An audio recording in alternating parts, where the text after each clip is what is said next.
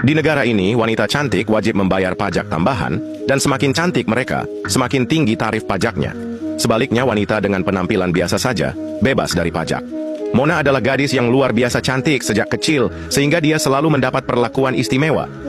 Ketika dia memecahkan pot bunga, tak ada yang memarahinya, orang malah menghiburnya. Saat kuliah, sementara yang lain patungan untuk makan bersama, Mona begitu cantik sampai orang-orang berebut membayarkan makanannya. Saat sudah bekerja, ketika Mona melakukan kesalahan, bosnya awalnya marah, tapi begitu melihat kecantikannya, dia langsung berubah lemah lembut.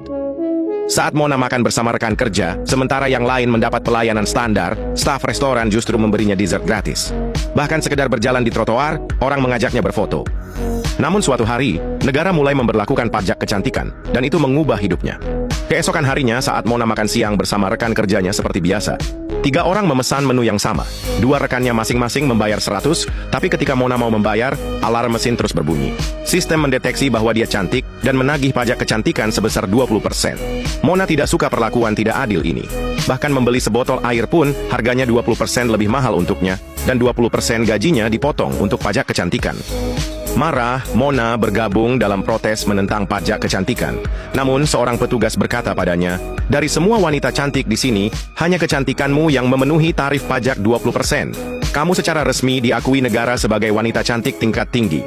Tanpa diduga, Mona yang sempat sedih justru menjadi sangat senang.